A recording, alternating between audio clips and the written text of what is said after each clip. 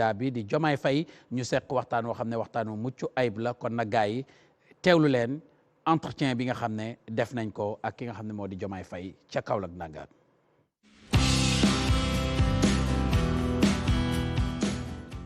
mbokk yi ñu ngi leen di nuyu di leen dalal jàmm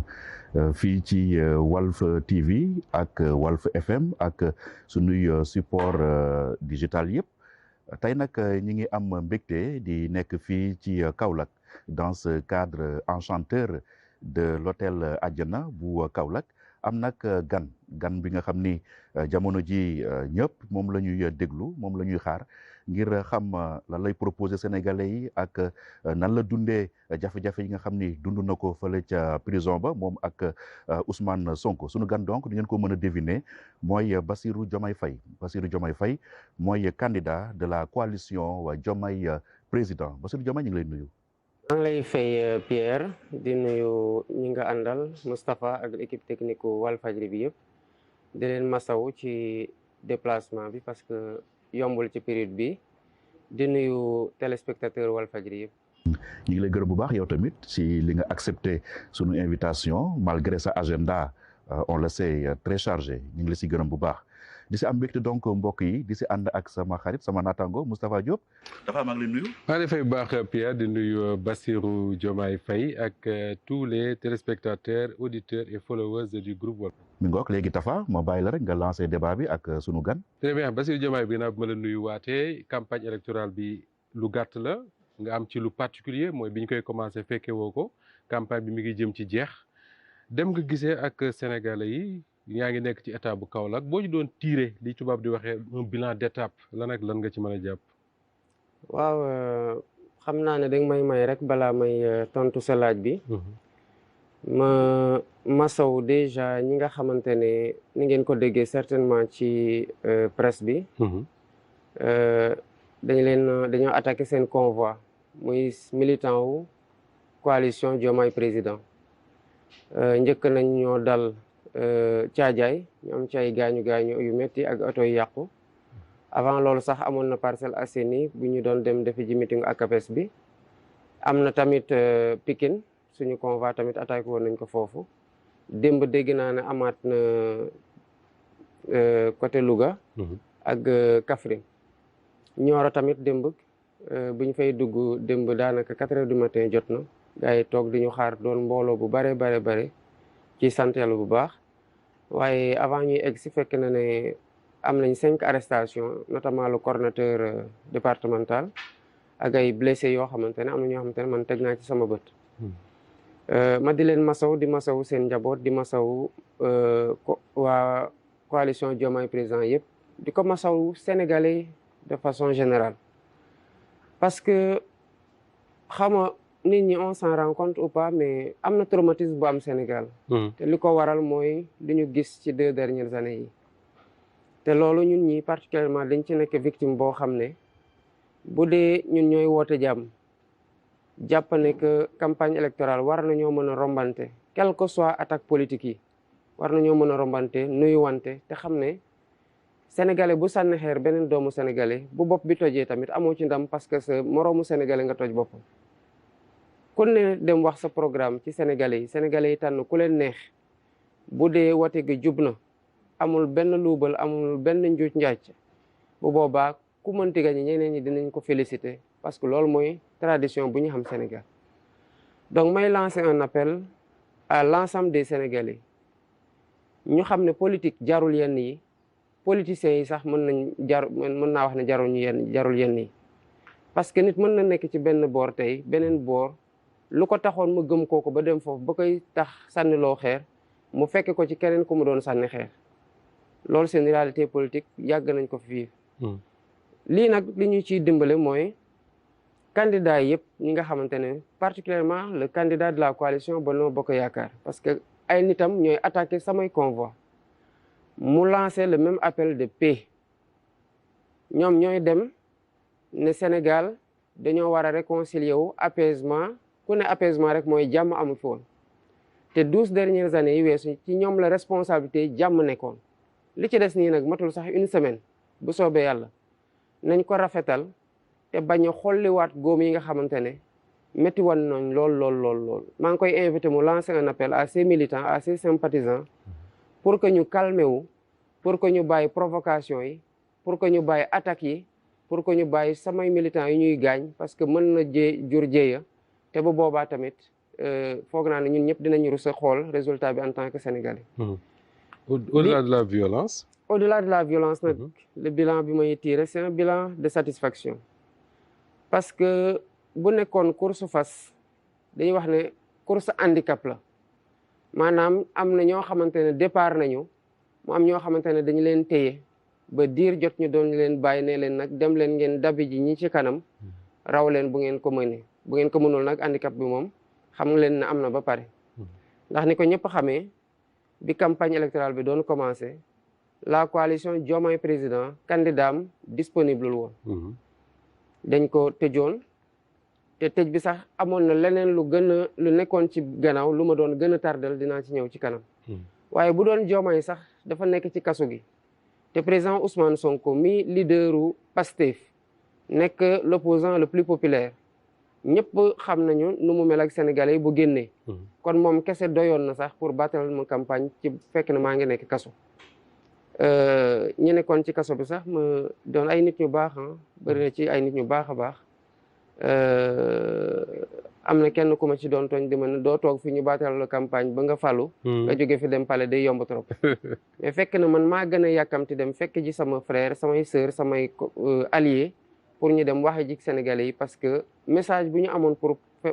jàllale ko c'est un message crucial boo xamante ne doyloo nañ ci ku ne waaye ñun suñu bopp am na loo xamante ne ñun la gën a doy parce que niñ ko dundee xëy na ñeneen ñi dundee wuñ ko noonu. Absolument. Sous ce rapport là nag foog naa ne sénégalais yi yëpp tamit sant yàlla alhamdulilah bi ñu ñëwee gis na ne campagne électorale mu ngi door a commencé. dafa mel ne rek li ma doon dégg bi ma nekkee kaso gars yi nekk nañ di parrainer lu yàgg te parrainage mu mel ni parrainage amul ci dëkk bi waaye bu ñu waxee ne nag jóg leen parrainage commencé na. ci la ñëpp nangu ne parrainage commencé na kon nii campagne électorale bu ñu ñëwee tamit la campagne électorale véritable bi door mais la coalition Diomaye président aussi c'est des alliés exceptionnels parce que xaaruñu ci lenn boo nekkee kaso mënuloo dem seeti benn allié waxtaan ak moom man mi benn jamono 45 jours avant may génn dañoo xëy rek ne ma mënatoo woote di wax waxu politique waaye bu ñu waxee ne nag ma ne ko mais su ma woowee ma sama mandataire naka laay def mu ne en tout cas doo wax waxu politique sama directeur de campagne ne ne ñëpp daal doo wax waxu politique ci kaso bi décision de l'administration pénitentiaire waaw donc ma ne leen mais lenn moo mën a am jox leen ma téléphone ma wax sama soxla mën ngeen ma bañ jox téléphone nag seen responsabilité la ñu ne kon bu dee loolu dootuñu la jox téléphone mënatuma woo sama yaay pour xool comment elle allait parce que elle est maladive avec l'âge mënatuma woo sama papa mënatuma woo sama jabar yi mënatuma dégg sama baatu doom yi mënatuma coordonner ak samay militants ak samay alliés donc loolu kese tamit handicap la woon parce que ci bi ma koy mën daan naa waxtaan ak ay leader ñu may nangul samay ngant te di nangoo dugg ci coalition président sans toog ak man bu ñu gisee ñenn ñi ñu ngi doon ñëw parce que bëggoon nañu toog ñu comme ñu tamit ñu seerewaat bañ a tey joxeti permis mais yaakaar naa ne tey ku observé ni campagne électorale bi doxee di nga nangu ne que coalition bi taxaw pour gagner cette élection là au premier tour mooy justement coalition boobu nga xamante ne on a cherché par tous les moyens à empêcher mu am candidature mais empêcher tamit pour mu battre campagne convenablement donc au change ça nous oblige à nous surpasser démb 5 heures du matin lañ egg si Kaolack mais am nañu ay militants yoo xamante ne amuñu seen fay ils sont exceptionnels boo taxawee seen kanam dañu lay dolli énergie parce que bu nit mënee toog di la xaar du matin ba 4 heures du matin kooku amee la toog ko dara te loolu coalition Diomaye président rek moo ko am kon handicap bi amoon na fi mais terewul ñun raw nañu gars yi ci lu bare ci échéance bi ñuy dem ni ci fi ñu toll. yaa ngi wax ne mën nga gagner élection bi dès le premier tour ndax li nga gis justement nit ñi lay xaar fu li nga xam ne moom ngay àndal ci caravane et tout mais ñu bari dañuy wax ne Sénégal ñiy voté du ñooñu du ñuy gis ci mbedd mi est-ce que amuloo crainte tey que ni ñi ngay dajeel ci mbedd mi c'est pas effectivement eux les électeurs. non xam nga dafa bëri ay analystes politiques yoo xamante ne tamit bëgguñu mise à jour seen logiciel mais je crois que bu ñu génnee ci élection bii nii mise à jour bi ci lu bari dina changer. damay jël un exemple simple rek ñu bëri daan nañu wax ne Diomaye mi mënul gagner commune am est-ce que mën na gagner réew mi. absolument. gagné wu ma commune bi mais dinaa gagner réew mi kon xam nga argument boobu ba élection bi passé moom kenn dootu ko déggati bi ci tegu mooy il faut que ñun ñu def un recul changer la lentille d'appréciation bu ñuy xoolee le champ politique surtout ci élection bii nii. La maxime courante veut que c'est un aphorisme gaulien d'ailleurs qui dit que l'élection présidentielle c'est la rencontre d'un homme et d'un peuple. Oui. ñu bëri dañ koy répéter sans se poser la question de savoir qui a dit ça. Dans quel contexte il l'a dit, qu'est-ce qu'il cherchait dans une telle communication. Après on le répète à l'envi, c'est vrai, mais cette élection-là ne consacre pas cet aphorisme-là. Day introduire ce que li tubaab di wax une rupture paradigmatique. Parce que cette élection, c'est la présentation d'un projet de société clair à un peuple qui est appelé fatalement à choisir entre la continuité et la rupture. Mais ce n'est pas que la rencontre d'un homme et d'un peuple. La preuve, man mënoon naa toog kaso samay alliés dinañ doon dem fi ma mënut dem yëpp. La preuve dem nañ Dakar, c'est le plus grand bastion électoral. Man benn caravane rek laa fa def génn te xaw ma kan laa fay delluwaat mën naa fa bañ a delluwaat. Donc ils auraient pu ga bu boobaa tamit du tere dinaa gagner. kon parce que ñu ngi dem ci askan wi di leen wax ñun lan la ñu namm mooy Sénégal gu moom boppam Sénégal boo xamante ne yoon ak yoonal moo fay dox Sénégal boo xamante ne naataange am na ca ba pare muy xàll yoon wi di ko woon yeneen dëkku Afrique yi. loolu mooy suñu gént te loolu mooy projet de société bu ñu présenté Sénégalais yi moo tax ma ne même su ma fi nekkul woon le travail va se faire. ci sa allié yooyu bëggoon naa ñu taxaw si quelques secondes Bassirou Diomaye Faye gis nañu ralliement yi ñu ngi continuer mais am na critique yu ñu lay def yéen seen coalition que ni da ngeen di définir seen bopp comme un candidat anti-système mais si ñi lay rallier gis nañu si ñu bëri ma leen considérer comme des hommes du système est-ce que benn critique la booy déglu te itam ban réponse ngay def ci reproche bi ñu lay def. La même réponse bu ñu mës a joxe rek de tout le temps il faut que nit ñi nangul ñu li ñu leen di wax par rapport ak système parce que le mot système moomuñu ko mais ci champ politique Sénégal quand même mën nañu wax ne bokk nañ ci ñu ko conceptualiser théoriser ko pour wane suñu positionnement. Président Ousmane Sonko bu mu demee en 2019 interrompre campagne am dem seeti ji le président Abdoulaye Wade bu mu génnee ñu laaj ko dafa ne système yi du nit. muy première fois bu mu ko gën a expliquer bu ñu defee l'anniversaire de Pastef le 4 janvier 2020 la woote waat ne tamit ñi bokk APR te seen loxo yi set ñu gis seen bopp ci lu ñuy def bu ñëwee am nañ seen place kon les 8 personnes yi am idée bi la vingtaine de personnes bu créer par exemple le projet bi nga xamante ne moom la ñu porté ñooñu doyuñu pour feesal sax saalu conseil des ministres waxatuma la pour yor Sénégal fépp fi nga xamante ne foofu la Sénégal nekk te bari na ñoo xamante ne politique ñu ngi ci système bi bu ñu ñëwoon tey suñu côté du ngeen leen identifier parce que ci misaal un fonctionnaire boo xamante ne il est détenteur du pouvoir d'une partie du pouvoir exécutif ñu jox ko signature ne ko demal nga watu intérêt wu Sénégal mu dem njuuj njaaj wala mu doon njuuj njaaj ñu jàpp ko ma jël exemple rek 94 milliards ñu am l'information ne lii duñu dafa c'est trop gros pour passer nañ ko vérifier ñu vérifier ko au niveau des impôts vérifier ko au niveau de la justice vérifier ko au niveau de la famille dem déposer plainte IGE dénonciation procureur Cour des comptes OFNAC seul institut bu def liggéeyam def na rapport am ne li ñu waxoon yëpp dëgg la mais système bi mooy lan mooy nga am un président de la République boo xamante ne gis na kenn koo xamante ne mu ngi doon compromettre intérêt wu Sénégalais yi à hauteur de 94 milliards pendant que agriculture sooxe na paju sooxe na transport sooxe na lekk sooxe na lépp sooxe na ba ndaw ñaa ngi génn nga ne non kooku doo ko topp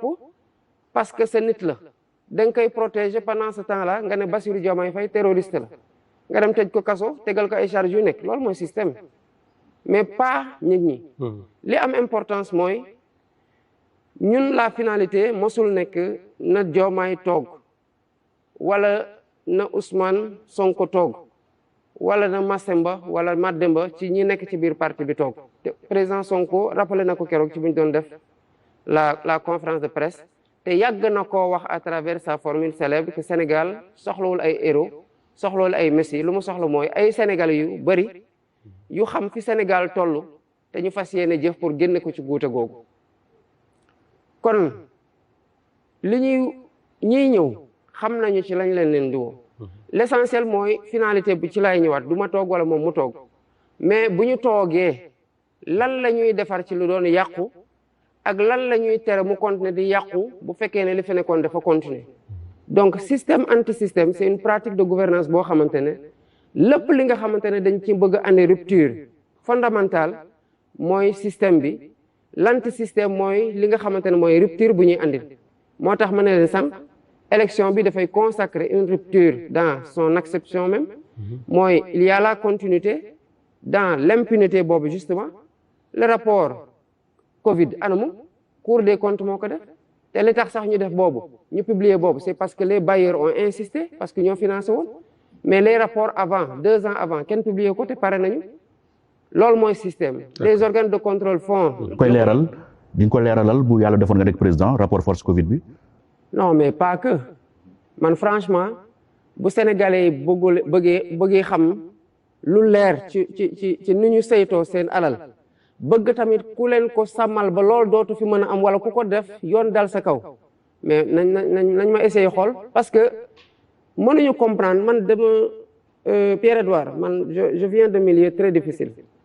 dama xam fan laa jóge ak fan laa jaar te fi ma jaar am na ñoo xamante ne amaguñoo chance jaar foofu xëy na chance bi ma amoon sax fekk école publique bu baax ñoom amatuñ ko te amuñu les moyens dem donc man xam naa ñooñu lu ñuy dund moo tax su ma gisee des fonctionnaires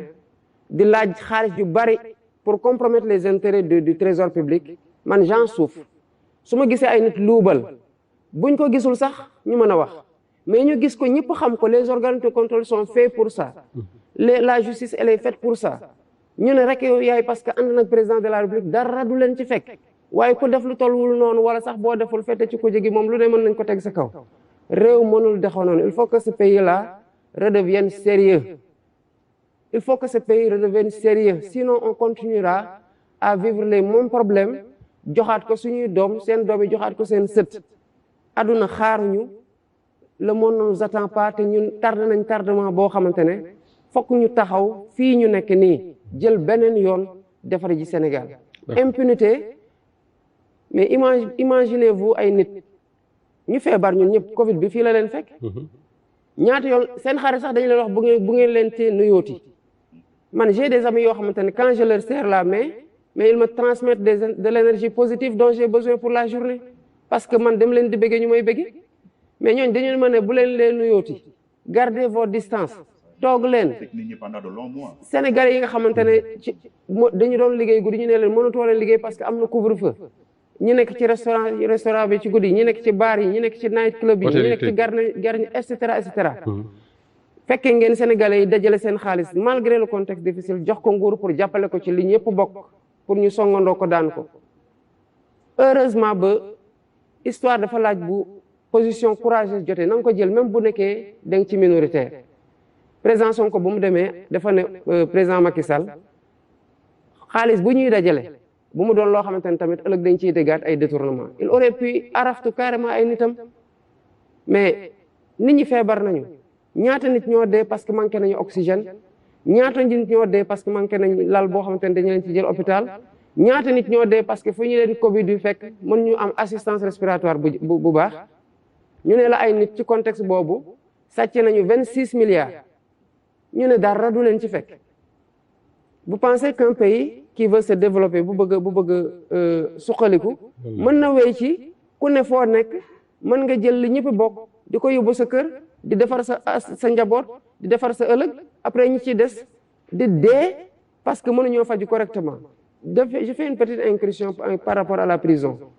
damay sant yàlla d'ailleurs ci ni ma yóbboo kaso. ah bon. wallahi azim parce que man dama jàpp ne yàlla moo ma yóbbu kaso Macky Sall yóbbu ma kaso. Macky Sall yàlla daf ko nattu rek jaarale ko ci moom mu mën tooñ am tamit lu ko metti mu jàpp ne noonu la ko mën a faje yàlla muur ay bëtam mu defal ñu xéewal parce que ab ji boo ko suulee ci nawet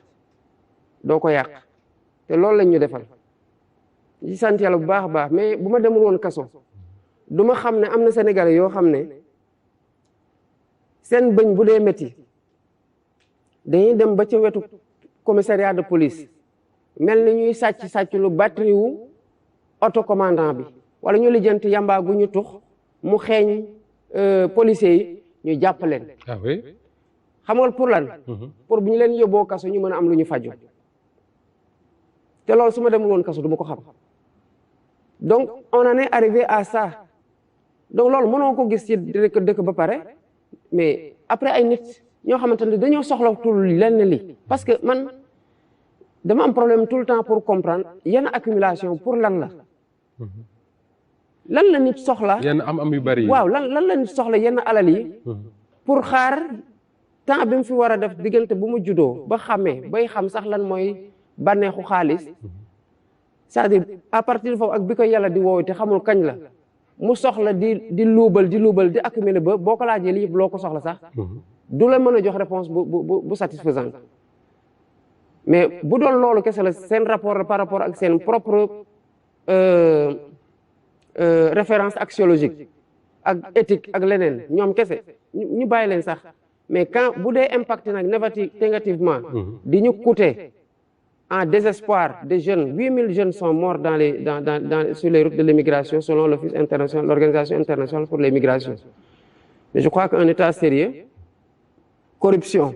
détournement de deniers publics, aucun pays ne se développe quand ces phénomènes-là sont endémiques. Alors, il y a une accumulation de richesses, et justement, parlons-en. dañu gis ne bi ngeen génnee prison yow ak Ousmane Sonko dès que ngeen commencé jël parole fi ngeen jëmale seen wax mooy ci le candidat de Benno Bokk Yaakaar commencé di wax ci liñ koy accuser ne dafa c'est un fonctionnaire milliardaire dem sax bay wax ne na def déclaration de patrimoine comme yow ni nga waxee ne di nga ko def lan mooy expliquer ngeen génn prison rek dès vos premières prises de parole ngeen ne aywa Amadou Ba yoon baa ngoog ñi ngi noonu. non xam nga campagne électorale dafa nekk un moment de débat boo xamante ne ci ëllëgu réew mi dafa am thématique yoo xamante ne dañ ko war a teg ci table bi ñu waxtaanee ko sénégalais yi xam balaa ñuy tànn du question de moom candidat Benno Bokk Yaakaar te naa ko leeral léegi mais question de yan thématique lañ war a jël ak naka lañ koy illustrer bi gi gars yi di wax sax boobu génn guñu ci réforme institutionnelle lañ doon wax à savoir le poste de vice-président ñu jóge foofu attaqué waat notre option de souveraineté monétaire. Ensuite, ñu andi waat la question de l'éthique dans la gestion des affaires publiques. Yàlla def nag seen candidat ñoom ci seen bopp nuñ ko xamee ak ñun nuñ ko xamee ci moom mu yàlla def mu doon koo xamante ne du kuy jub du kuy jubal te mënul jubanti Sénégal te loolu la Sénégal soxla parce que ma waatal leen ko wallahi azim laaj leen sama entourage ñi ma ci jot a waxal am na ñi ci toog nii ma jàkkaarloog ñoom di leen gis dama mos a wax ne fu ma nekk Amadou Ba bu nekkoon candidat Macky Sall nekk candidat wallahi azim man Macky Sall laay jàppale battre campagne pour moom votel ko. Et pourquoi loolu? Parce que Macky Sall il a le courage de ses idées. Mën nga bañ a d'accord ak moom mën na defi njombe lool mais bu koy def day jàkkaarloog yow def ko. Deuxièmement man li ma xam ci Amadou xaw ma ko ci Macky parce que Macky bokkuñu administration. Après bu mu nekkee président laa ko xam te jàpp naa ne am na lu mu jàngat ci ay erreur am ci bu mu fi jaaree. Amadou dañoo nekk impôt et domaine boog ma sax wax dëgg yàlla attardé wu ci moom rek mais pour ngeen comprendre lan moo tax ñu jël ko comme exemple parce que mën nga bëgg a wax ci set ak sellal ci yorin mu am kenn koo xamante ne mu ngi laaj ñu war a wax sénégalais yi kii de ak ñun atte leen ñu ci lii te loolu moo tax ma ne man damay def sama déclaration de patrimoine bi ma nekkee kaso sax laa ko bind ma won ko professeur Cheikh Omar Diagne ma ne ko man dama fas yéene suma candidature bi jàllee ma def sama déclaration parce que man awma lu may nëbb te li ma fi am ni yëpp que nit yéena ma ko uppa lu ma lew la mu ne ma bu dee ni ko constitution bi waxee article 37 que le président nouvellement élu dafa war a def déclaration de patrimoine am ñu teg ci ne conseil constitutionnel da koy rendre public kon ça signifie que nit ñi soxla nañu xam président ñaata la am ak buy génn ñaata la am pour ñu xam ci diggante bu mu yoree lan la def lan la fi yokk mais li nit ñi gën a soxla mooy ñi yoroon des emplois et des fonctions publiques toog nag ba bëgg a jël réew mi mais ñun kay ñooñu soxla nañu xam balaa ñuy dugg lan la ñu am ñu xam ndax emploi public war na leen mën a jox. est-ce que mënuñu ko constitutionnaliser benn yoon. non c'est constitutionnalisé. mu bokk ci document dossier yi ngay xam ne moom ngay déposer conseil constitutionnel boo bëggee nekk candidat. ce serait formidable parce que ku toog sa kër di def sa yëfi bopp xëy na tànk laalul ñenn yi sa yëfi bopp la bu dee yow da ngaa wàcc yoon responsabilité ci ñiy doxal yoon que yoon tegu sa kaw mais boo commencé na nag kaay leen def ma imam waa dëkk bi am nañ droit laaj la ndax mokkal nga Faatiya ndax mokkal nga yeneen saar wala loo xam te xam ngeen ne pour teg imam sax dinañ weesu njàngam ci alxuraan dugg ci dundam xisaab ko mais imam mais damaa jàpp ne ci dëkk boo xamante ne ay catholique nga fa ay ñi gëmula nga fa ay animiste fa gëm nañ sax mais dañu gëm leneen ay animiste fa nga ay julita nga fa ay juif nga fa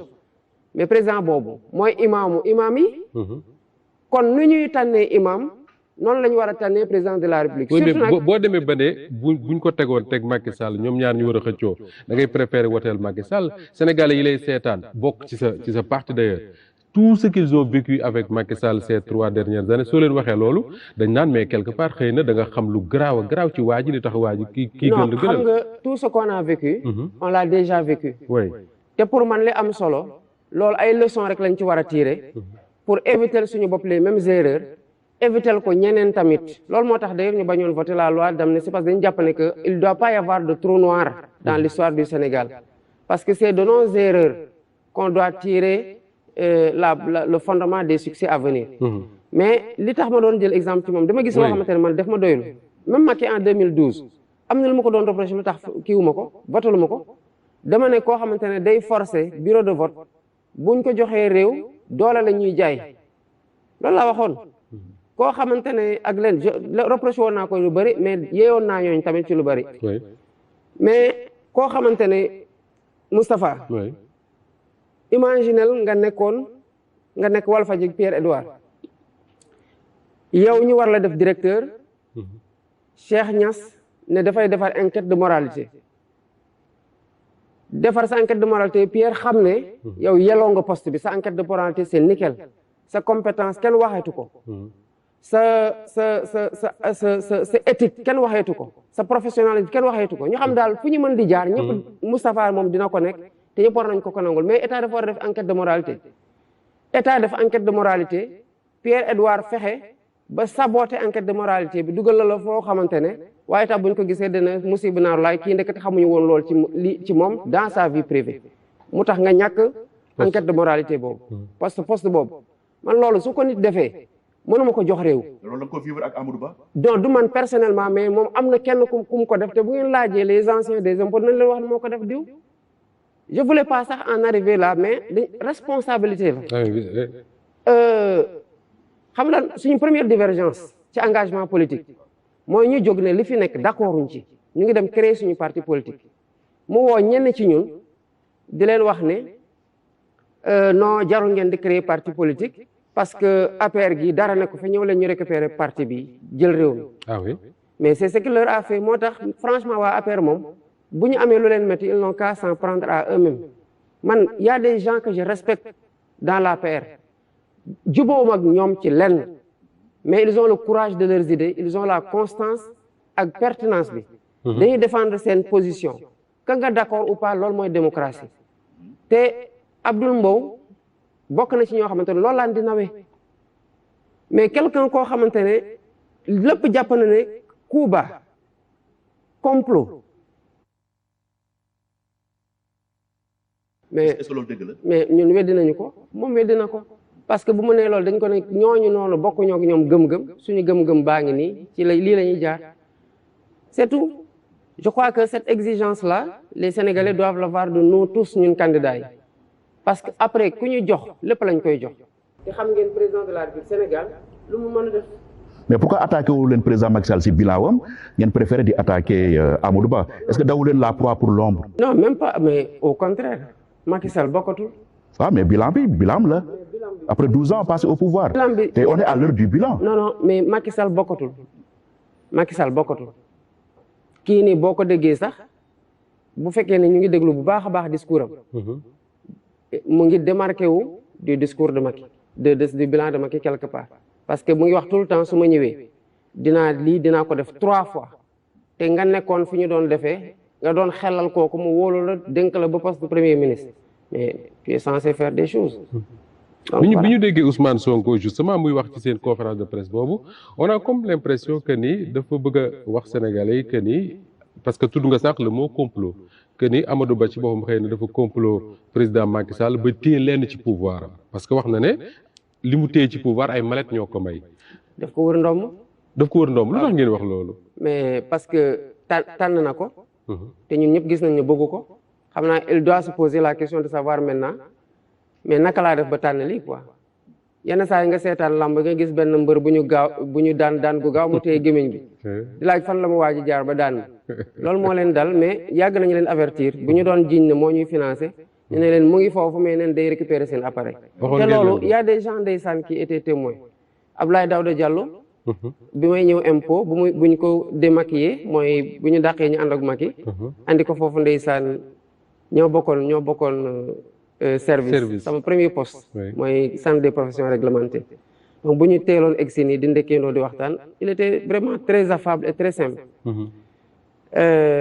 ñu jël ko teg ko ci benn pukus xaw ma ko woon mu ne mais kii kan la tout le temps dama koy gis mu dugg fii ñu ne ma Abdoulaye Daouda inspecteur des impôts mu ne ma waaw man lu xew ñu ne non xaw ma DG la woon xaw ma LONASE xaw ma Dakar Dem di quelque chose comme ça mais dañ ko wàcce mais yemuñu foofu li ko Amadou lu tar la ko teg. ah oui oui pour faire plaisir à Wade lu tar la ko doon teg donc bu mu demee foofu moom xamoon na ce qu'ils étaient en train d'accueillir. d'accord alors beneen bi également booy wax ni ñu koy dégg ci wax ji et am na Sénégalais yu bari yu commencé di interroger wu ci yooyu dañ ne Bassirou Diomaye Faye ak Ousmane Sonko bi ñu génnee prison ba léegi dañu tendre trop ak Macky Sall. Qu'est-ce qui s'est passé? Est-ce que c'est le résultat de négociations qui ferait que su ngeen génnee mieux vaut parler du candidat et laisser le président tranquille? Non, dañuy jàpp ne man depuis le 3 juillet 2023 laa jàpp ne Macky nekkatul suñu adversaire. Après le 3 juillet j'ai cherché à prendre contact ak doomam ki ma fa yónnee dama ko ne waxal doom ji. li ci des nii ku ko mën a bëggal jàmm kese moom njabootam. mais pas ñi nga xamante ne dañoo bëgg a continuer parce que moom il n'a plus rien à perdre il s'en va. li ci des na góorgóorlu organiser un scrutin transparent ci jàmm moom mu dem. xëy na sénégalais yi dinañ mën a fàtte métital bu fi jotoon xew. mais bu fi toogaatee bëgg a continuer naa ala kulli haal balaa may dem dinaa faagaalgal Pastef non seulement dina ci sonn lenn deram lu weesu deram ak réputation ak leneen dina ci yàqu Sénégal dina ci perte lu bari. mais du am résultat bu mu bëgg. waxoon nga ko loolu. wax naa ko via kooku ñëwaat na andilaat ma réponse dégluwuñu ma malheureusement. donc ci boobu laa jàpp ne Macky Sall nekkatul suñu adversaire politique. instant yi y a 19 candidats. kii toog bu dul Diomaye tamit du doon Macky. donc ci ñooñu ki incarne nag la continuité ci fu ñu tolloogum nii. ñu ngi wax ak population bi sur l'insuffisance du bilan. parce que fu ñu jaar yëpp wax nañ leen statistiquement. fan la taux d'accès à l'électricité tollu fan la taux d'accès à l'eau potable tollu lan mooy seen potentiel qu'est-ce qu'on veut faire. D'accord. On dit pas que dara defuñu fi dara parce que ku fi ñëw di nga def. mais lu bari des na te mënoon nañoo def lu bari bu fekkee ne jubaloon nañu ci sellal ni ñu yoree alalu askan wi loolu kese lañ nekk di wax. d'accord candidat benn boobu sax bokk na ci lu mu wax fan yi mooy de muy yow Bassirou Diomaye Faye di Ousmane Sonko mu ne vous n'êtes pas sérieux ce sont ces mots beneen bi mu ne finalement vous devenez même un danger yéen danger ngeen pour réewum Sénégal. xam nga yenn saa yi ab xel a fekke dara. daw rek ne papa mag ji def xam lan lay wax. bu ko déglu day fen parce que xam na ne xale bi dina wax. lu mu gis mais foog mu jéem ko discréditer pour bu eggee foofu. kooku du bàyyi xel li xale bu wax mais kooku tamit bu ko déglu na xam ne xale bi lu mu wax dëgg la ko. loolu kese la ñu taxé d'un manque de sérieux xam nañu lu ñu xam yëpp mënuñu ko wax. ah oui oui franchement y a eu mais Moustapha vous étiez là 2016. J'étais dans le syndicat bu ñuy organiser conférence de presse di dénoncer les remises gracieuses yu Amadou Ba doon def qui était évalué à 50 milliards vous étiez là. Jour boobu on a pris le sacrifice de risquer notre carrière. Parce que bu ñu dàqoon tamit mu nekk yoon. Parce qu'on avait sorti du cadre du devoir de réserve. Mais il fallait que Sénégalais yi xam que alal bi nga xamante ne moo war a dem ci réew mi demul ci réew mi 50 milliards. Mais quand je vais dans le poste de santé de Ndiaganiao xam naa lu fa manqué te xam naa loolu moo am feneen ak feneen ak feneen donc man je veux que xaalis boobu mu bañ a sar dem ci poche nit ci biir réew mi mu dem ci gafak réew mi li ñëpp bokk ñëpp jot ci. On ne demande pas plus que ça. Justement, mais est-ce que le problème de fond du Sénégal ça nekkul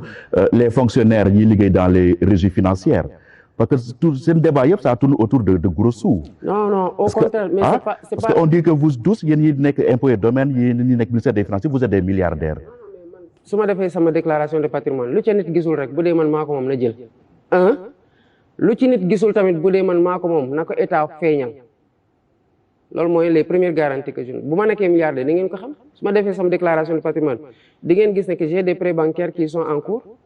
yooyu fay nii. ah oui li tax def ma ko ba tey sax parce que dama doon am problème pour woo banque bi pour mu jox ma situation de ma position de compte ak li ma dese ci échéance yu demee noonu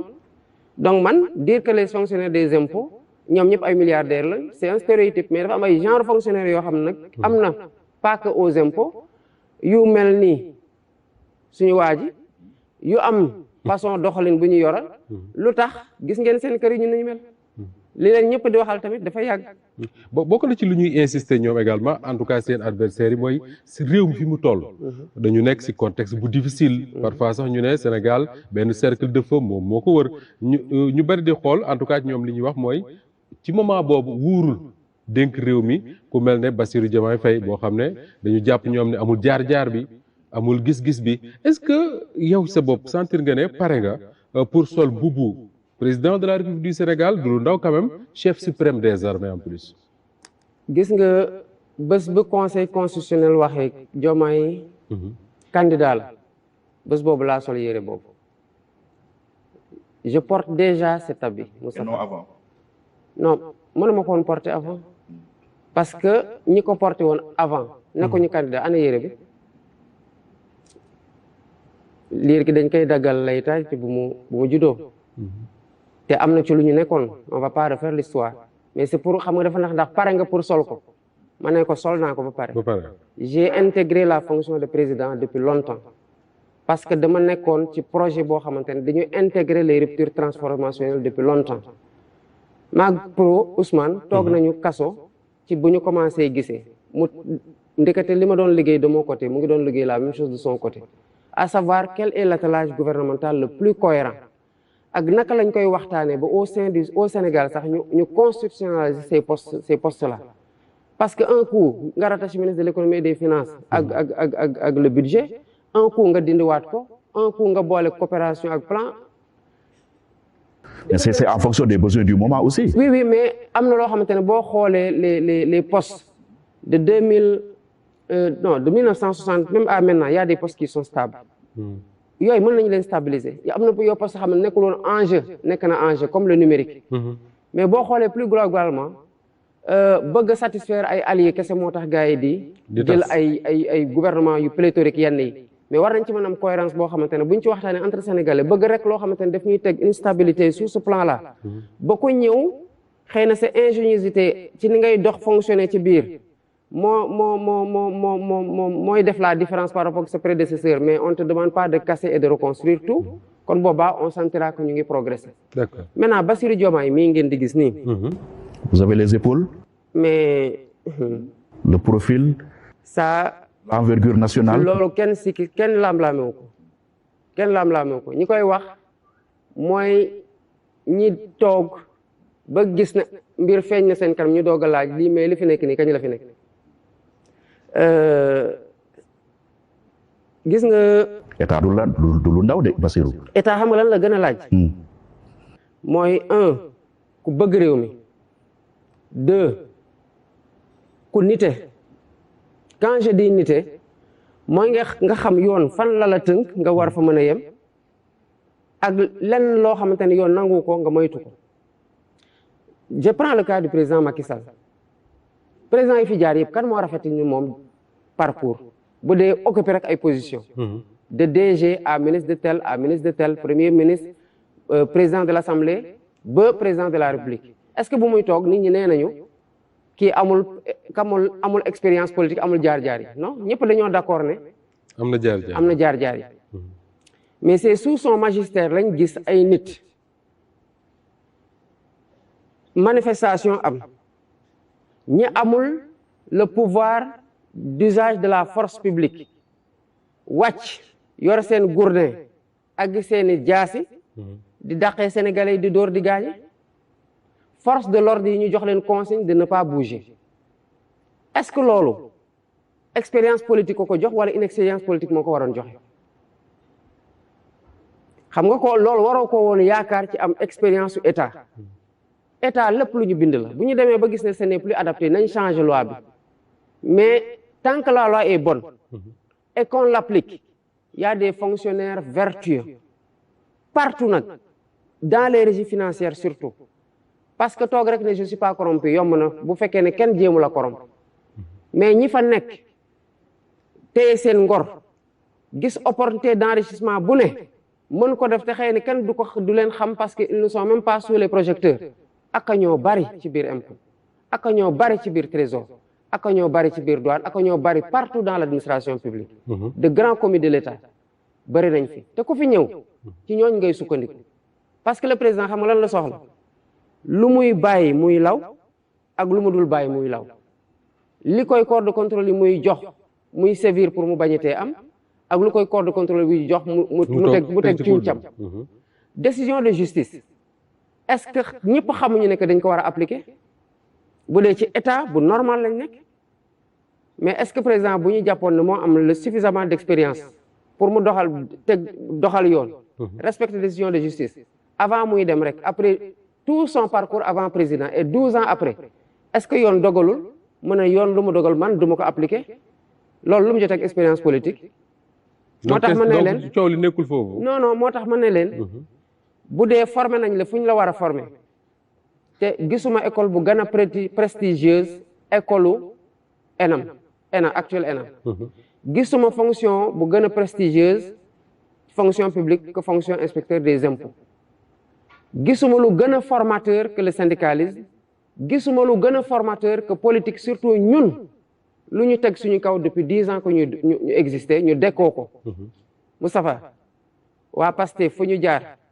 ku fa jaar taqbal donc c'est suffisant et nous sommes pour nga mën a endosser mais parce que mais loolu le costume d'un président de la République mais ñeneen ñi on ne pose même pas cette question là par rapport à eux parce que un jour nga dem ci ministère benn ministère ñaari ministère def fa njombe sa incompétence sa collaborateur yëpp gis ko nga jógee foofu demaat liggéeyaat sa base c'est say détournement ñu ne am na base dañ ko jël def ko ministre nga dugaat defaat même njobe yi ñu protéger la loolu expérience boobu téye na réew téewul réew moo tax ma ne leen ku bëgg réew mi lañ soxla ku yërëm sénégalais lañ soxla ku nite lañ soxla yaa ngi wax sànq ne bi ngeen nekkee prison il y a un temps gisante waa Ousmane Sonko mais bi ngeen commencé gisante commencé di liggéey wax nga ba tudd ban attelage gouvernemental ngeen bëgg président Macky Sall li mu doon wax sénégalais avant muy falu mooy son gouvernement du dépasser 25 ministres est-ce que da ngeen a travailler sur un type de gouvernement boo xam ne peut-être 25 ministres je ne sais pas 30 combien de ministres dans un gouvernement non bon moi je vais éviter les effets d'annonce là parce que liggéey bi c'est pas consolidé parce que gise bi du woon maa ngi dem néegu Ousmane de il faut que ay nit woote fenn ñu toog ay 1 2 3 4 5 jours yenn saa yi une semaine pour ñu gisee te bu ñu gisee dinañ defaat le point sur l'actu après ma ne ko lii commencé woon naa ko ma ne man tey commencé woon naa ci liggéey ma teg c'est pour dire rek c'était proactif parce que depuis 2019 bu ñu jógee ci présidentielle bi la Ousmane wax ne nañu commencé liggéey sur un projet de gouvernement parce que dañu mos a am cet optimisme là que Sénégal à la kulli xaal dafa changé li tax man bëgguma dugg ci ay 2 3 4 5 50 ministres dañoo nekk tamit dans le cadre d'une coalition boo xam ne c'est des femmes et des hommes d'expérience qui arrivent et qui ont eu une pratique aussi de l'appareil, qui ont leur mot à dire par rapport à ñun lu ñu war a façonner ensemble parce que nous sommes dans la co-construction dafa jot ñi yor réew mi ñu ñuy dénk xam ne lu ñuy dénk moomuñu ko ñu xam ne qu'ils se mettent juste au service d'une cause nationale et que pour ça ils doivent compter sur toutes les filles et tous les fils de ce pays-là tant qu'ils font preuve de compétence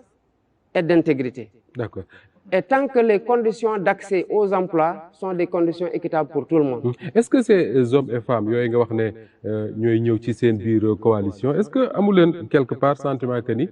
ñoom ñooy rassurer ñi nga xam ne peut-être à tort dañu ragal Pastef. mais ñooñu lan moo leen rassurer déjà bu ñu ñëw Pastef. ñoom ñu ñëw. waaw li leen rassurer noonu bu ñu ñëw. mooy rassurer ñeneen ñi. D'accord. te loolu ça c'est quelque chose loo xamante ne jàpp naa ne. lu ñu liggéey pendant tout ce temps-là moo fësal li nga xamante ne moom la Pastef nekk tey. ak moom la coalition Diomaye président nekk parce que ñi ci nekk xam nañu lan mooy yorin réew ñi ci nekk xam nañu Sénégal fan la toll xam nañu Sénégal lan la soxla. te gëm naa ne bëgg nañu Sénégal bu ñu jàppoon ne ñun dañuy waaxu pour dugal Sénégal ci guuta dinañ jël seen responsabilité def un autre choix. Mais leur choix était très lucide, très réfléchi, et c'est ce choix-là qui fédère les Sénégalais fépp fu ñuy jaar ñu koy won. Oui maa ngi wax ñu ragal Pastef mais yow ci sa bopp Ousmane Sonko mi ngi wax keroog ne Bassirou moo gën a nooy Ousmane mais bari na ay Sénégalais yoo xam dañ naan Bassirou il est trop sérieux am na sax ñu ne dafa austère est-ce que c'est vrai véritablement loolu mooy sa personnalité. xam nga nag. nit ñi moom yàlla borom xéewal la te xéewalam dafa bari njabootam yaatu. am na ñu mu bindee ñu mel nii am ñu mu bind ñu mel na le li am solo rek mooy ànd bu mu mën di doon foog nit ñi di dimbalante di am ku ne looy yokk sa morom. te même rapport boobu dafa am ci diggante ñiy jiite ak ñu ñuy jiite parce que par moment ay njiit dinañ bëgg a def dara askan bi ne leen non fi ngeen di jubal nii du fu ñu bëgg a dem joyanti leen man nag nii laa mel. Est-ce que jar na ma koy changer wala su ma ko bëggoon sax dinaa ko mën je pense pas li wër te wër mooy ñi ma xam yëpp xam nañu ne man du ma am na ay qualité am na ay défaut yu bari sax d'ailleurs mais je crois que am na lu fondamental ci nit loo xamante ne ba fi ma nekk damay xool chaque jour naka laa ciy nekkee une meilleure version de moi-même loolu laay sàkku ci sama borom di ci góorgóorlu chaque jour. le look da nga koy garder même boo nekkoon président. non balaa may ci look bi ma ñëw le fond parce que fond bi lañ commencé donc li am solo mooy sénégalais yi yàgg nañu maa gis yàgg nañoo gis lu ñu leen présenté au-delà de ma personne yaakaar nañ qu'il voit tout un projet sama personne tamit je crois que effrayé wu leen trop te on n'est jamais trop sérieux dans ci yorinu réew yorinu réew loo ci sérieux rek jàppal ne am na lu des donc trop sérieux moom jàpp naa ne bu dee loolu sax dama jàpp ne li ma sérieux war naa ko gën a sérieux puissance la gestion des affaires waaw parce que bu doon sama kër la bu ma nekkee célibataire mën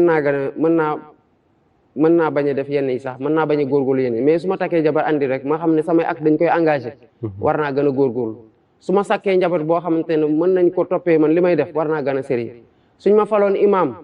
war naa gën a sérieux buñ ma joxee réew tamit war naa gën a sérieux kon sérieux gu du doy bu dee côté boobu yaakaar na lu war a dalal xelu sénégalais yi moo fi nekk maintenant Bassirou est-ce que day kaf day reetaan dafa téye boppam dafa fermé wu bon doo doon président buy ñàngal comme niñ ko reproché président Macky Sall. non mais ñun reproché wuñ ko ñàngalam yore na réew mi lañ ko reproché parce que bu bëndee rek moom day ñàngal rek. bof man je crois que Sénégal serait un président plus souriant. non le sourire ne fera pas développer le Sénégal ñàngal ko tamit du développer Sénégal li am solo mooy naka la ñu yore réew mi est-ce que ñu ngi wàccoog charte réew mi point ak est-ce que ñu ngi wattu intérêt réew mi fu ñu toll maintenant ñi ma jege aussi xëy na ci sama intimité xam nañu sama benn côté boo xamante ne xëy na public bi xamu ko te loolu dem ciy jël seede rek sama co-détenu mon compagnon de malheur Cheikh Oumar Diagne dañu doon tooñante ci kaso bi lu bari après ma dégg soxnaam seet si ko ndeysaan mu dem mu ne ko yéen ku leen gis ci biti day jàpp ne que di ngeen sérieux doo leen reetaan doo leen kaf day ngeen mel ma ne ko mais ñun ay nit lañu on est des pères de famille on est des époux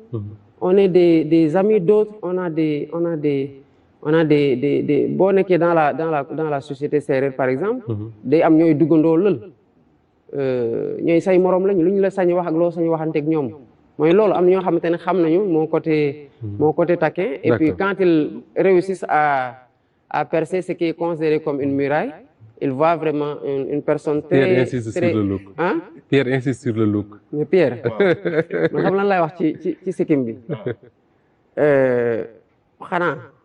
li nga ma war a wax mooy bu ñu la falul xanaa booy demaat présidentielle beneen bu mu mënti doon di nga falu di nga dindi sikkim parce que mën am mooy tere ñu fal la loolu question boobu mën naa ko dégg mais sénégalais yàgg nañ ma gis ak sikkim bëgg nañ ma gis sikkim bi tamit buñ ma wóoloo tamit ci sikkim ba fal ma lu tax war a dégg sikkim bi te sikkim bi tamit il faut ngeen xam ci benn affaire sikkim bi nag dem ko moomatul man kese de def ci may actionnaire majoritaire te ñaar lañ nag alors na ko sénégalais yi xamee noonu justement en parlant bu ma amee autorisation waaw boo amee autorisation bu ñu joxee autorisation nga dindi ko waaw xam leen ne daal que actionnariat bi man bi ma ci am dafa faible actuellement donc mënuma xëy rek jël ci décision léegi alors keneen na ngi nii koo xam ne ñu bari ñu ngi posé wu des questions parce que moom moo doon li ñuy tuddee le candidat naturel du PASTEF il n'est pas candidat Bassirou Diomaye Faye mooy candidat bi mi ngi nekk di ànd ak yow di battre campagne ngeen di wax très souvent que ni seen relation jéggi na waxu politique mais suba Bassirou Diomaye Faye président de la République du Sénégal ban place mooy doon bu Ousmane Sonko. bon temps nag xam nga nag sama copain foog ma nuyu ko déjà parce que dama ko xëyee di ko woo pour xool ndax il est bien arrivé à Kédougou parce que dañu mujj séparer suñu caravane yi. oui. et kiiwul quoi comment ça s'appelle déggante wuñu donc dama ko jotuma ko te puisque temps yëpp ñooy nekk ci même oto bi dama ko namm quoi donc mais en fait lan mooy doon place am rôle am. je comprends jamais pourquoi cette question pourquoi inlassablement et obstinément ñu bëgg a def affaire bi affaire de nit admettons que ma ne leen mooy nekk directeur général des impôts encore que rajo nañ ko sax mënatu koo nekk naa jël beneen admettons que ma nekk mooy nekk premier ministre. non bëgguma jël rôle sax admettons ma ne par exemple mooy nekk sama chauffeur par exemple admettons que mu wax loolu lu muy changer quoi parce que du kenn nit laa soxla pour ñu defar réew mi donc lu tax ñu war a xool même bu nekkee premier ministre mais peut-être que dañu amoon gouvernement de 25 30 50 60 ministres mais ñooñu noonu pourquoi on ne s'intéresse pas à eux. mais gis nañ fi le scénario Poutine-Medvedev. mais Poutine-Medvedev dafa fekk rek ñu jàpp ne Russie ñoo bëgg a def botel kii pare botel kële ala kulli xaal Sénégal gii ñu toog nii gaw ma ne mën na ñëw rek toogloo ku la neex parce que nit dinay dem sax tànn candidat am ne jàppale leen ko te du tax mu falu te bu ñu ñëwee ba defaat suñu réforme gën a consolider démocratie Sénégal xam lan moo fiy tax nit toog mooy sa bilan ak sa yoreen gu rafet le président Sonko comme tous les fils et toutes les filles de ce pays-là Sénégal moo leen soxla ñi nekk ci biir réew mi ak ñi ci nekk bitim réew d'ailleurs man je compte aborder cette thématique-là dans la campagne électorale pour faire un appel pressant à la diaspora ñun bu ñu toogee de dinañ def un programme spécial d'appel à première installation de la diaspora gunge leen ci secteurs yi ñu jàpp ne c'est des secteurs prioritaires orientés vers la satisfaction ñun de nos besoins intérieurs parce que noonu la ñuy endogéniser économie maanaam lu ñuy soxla ñu fexe ba lu ci ëpp duñ ko jéggaani te am na fa ay compétences am na fa ñoo xamante ne yéene nañ réew mi bu ñuy dem di jàng di sax c'était pas pour toog foofu mais pour dellu soit liggéeyal réew mi donc que ce soit le président Sonko que ce soit ñeneen ñi ngeen xamul ci biir parti bi parce que mën naa wax un tour ni da ngay wax kooku mooy kan te mën na nekk une ressource fondamentale bu ñuy former nañu xool naka la ñuy gouverner on va gouverner certainement avec tous les Sénégalais parce que gouvernance bi c'est pas que les ministres c'est aussi les directeurs généraux c'est les chefs de service et c'est les agents. Il faut juste promouvoir le mérite et sanctionner les écarts. donc amul risque yow nga nekk un président sous tutelle qu'en réalité que yow ngay régner mais de l'autre côté c'est Ousmane Sonko qui gouverne. xam nga man teg naa fi la question de la réforme des institutions mais dem leen ngeen xool les conclusions de la CNRI de décembre 2013 ci jamono jooju ñun ñu ngi doon bind suñuy texte Pastef sax defaguñu woon assemblée générale constitutive bi kon mënoon nañu wax ne defaguñu woon politique réforme yu fa nekk ça transcende les individus du nit ñi parce que mën nga sóoraale x ak y mais x ak y loolu bañ leen fa fekk wala mu fekk leen fa fekk amatuñu mën-mën gi donc nañu def loo xamante ne ku mën di ñëw ci rëddal nañu la yoon woo xamante ne mënoo ko wàcc ci fu ñu toll nii ñun ñëpp d'accord nañu ne que le président de la République au Sénégal pouvoir am dafa jéggi dayoo donc man suñ ma falee dañ may fal sous l'empire d'une constitution boo xamante ne daf may jox des pouvoirs yoo xamante ne ils sont exorbitants je le dénonce avant d'être élu quand je serai élu je changerai pas de discours maintenant lan moo tax sax au contraire ma defoon le poste de vice-président parce que dama jàpp ne que président de la République dafa war a décharger wu d'une bonne partie de ses charges mais jox ko à une autre personnalité forte au sein de l'exécutif ñii ñëw nag quel que soit nu ñu tudd bu tuddoo Macky Amadou bu tuddoo Wade ak Moustapha Niass bu tuddoo Diomaye ak Moustapha tamit na doon ñoo xamante ne lépp lu ñu teg comme acte nañ ci xalaat projet bi projet wu lan mooy projet jël Sénégal def ko mu moom boppam yoon dox fi naataange am fi te je crois que quand les prérogatives sont définies dans la Constitution lenn rek moo mën a am ku nekk tegu ci fi nga xamante ne foofu nga war a tegu. mais poste vice-président bi ngay proposé nga ni tandem lay nekk ticket mais prochaine élection bi lay doon waaw mais loolu. si les Sénégalais l'approuvent. mais justement mais parce que ñu bëri dañoo jàpp ni en fait le programme il doit couvrir la durée du mandat pourquoi dafa benn programme sur 5 ans nga bëgg projeté wu sur les. non parce que les réformes constitutionnelles bu ñu am on les veut intangibles du président Macky Sall ngi nii di dem. bu mu waxee ne dafay reporter élection conseil constitutionnel def ko ne déedéet ci disposition intangible yi la bokk mënoo ko reporter donc de la même façon tamit dañoo war a progresser ci réforme institutionnelle boobu te nag rééquilibrage pouvoir yi entre l'exécutif le législatif et le judiciaire mënta ñàkk mais ni ko CNRI waxee woon tamit rééquilibrage pouvoir yi au sein même de l'exécutif mënta ñàkk man su ma bëggoon gars yi ñu amul gis-gis rek day ñoo wax la parce que j'ai dit que ce sera élu mais ñu ne non dafa bëgg a jox Sonko. oui mais 2029 kan moo leen wax ne sax sama bakkan dina ko fekk ba may am di joxe bu doon dama bëgg a dagal Sonko tout de suite et maintenant damay ne su ma ñëwee poste prérogative président bi bii ak bii dinaa ko transférer premier ministre après ma xam kan laay nommer premier ministre mën na nekk moom mën na nekk Birame Souleye mën na nekk Abbas mën na nekk. Aïda Mbodj mën na nekk Cheikh Tidiane Dièye mën na nekk X Y Z mën na nekk sax quelqu'un qui n'est pas du tout encarté mais l'essentiel mooy bu ñëwee mu xam ne am na lenn ci lu nekkoon ci pouvoir président de la République askanu Sénégal ci jamono jàpp ne que lii dafa bari ci kenn nit kese téye ko ñu jox ko mu war ko doxal nu mu ko war a doxalee pour que rééquilibrage bi soit un équilibrage parfait on n'a pas besoin d'un seul homme super puissant qui décide tac décision de justice bii nii tribunal de grande instance de Ziguinchor rendre décision de justice bi tribunal de grande instance de Dakar rendre warul dox on doit avoir quelqu'un qui marche sur des couloirs bu demee ba xat ñu yaatal ko bu nekkee dafa yaatu trop tamit ñu wàññi ko parce que réforme yooyu rek ñooy andi un progrès permanent et un développement dans le pays. Très bien, en parlant de réforme ñëpp xam nañ ne le Sénégal de ces dernières années nit ñi bari na lu ñu xalab la justice bari nañ lu ñu xalab également façon bi nga xam ne moom la ñuy jàppee nit ñi di yóbbu kaso yéen souffrir nga ko doy ngeen ci exemple yan réforme nga yaakaar ne moo war a tax bu ëllëgee du n'importe quel citoyen sénégalais lañ mën a jël même dans le cadre d'une manifestation pacifique yóbbu ko prison pour plusieurs mois. bari na ci mais je crois que sénégalais yenn saa ñu def erreur yaakaar ne que la panacée mooy président de la République génn ci conseil supérieur de la magistrature. bari na ñu koy wax. non mais loolu doyul pour justice dox loolu doyul de parce que am na loo xamante ne ab juge mën na ko def président sax du ko mënal ci dara da ngay jël sama cas ma bind post Facebook wax sama xalaat mais loolu boo ma ci jàppee flagrant délit la. oui absolument. mais ci situation boobu waruñu ubbi instruction xam nga loolu président bu génnee conseil supérieur de la magistrature tamit te loolu continué am. mais jël téléphone am ne procureur defal ko article tel pour mu dem instruction loolu yomb na mais bu ko defee procureur xool article bi ne mënuma viser article bi parce que loolu article permettre loolu président day xam ne article moo ko permettre mais procureur sax xëy na naroon na def lu dul yoon pour moom. donc foofu la problème c'est plus les textes que les hommes qui animent. effectivement le système. en fait c'est bari na parce que système bii ñu am tamit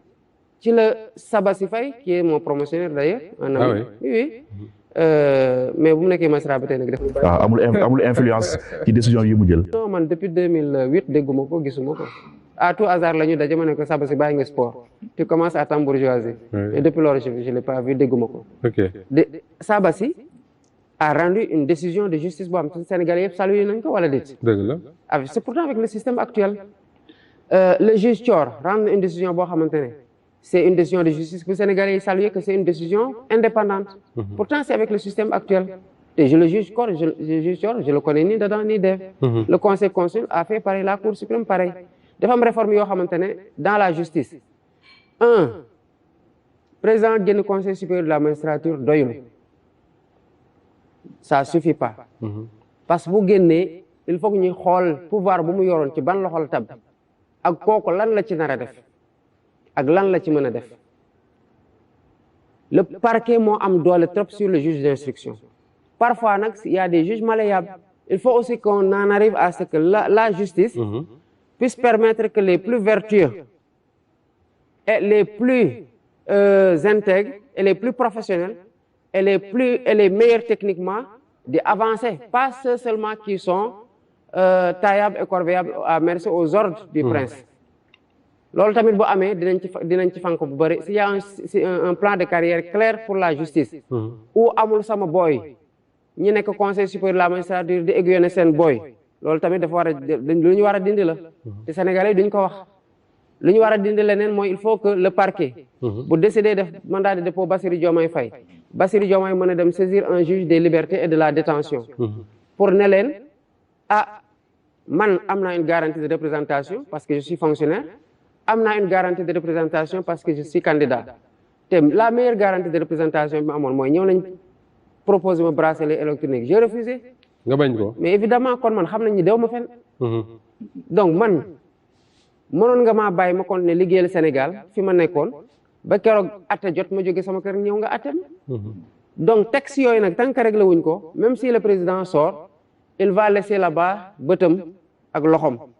ñu ne président génn na fekk bëtu président nga fa loxo président. ok Bassirou Diomaye Faye depuis presque 10 ans boo déggee Pastef rek la ngay dégg lu si topp mooy projet donc projet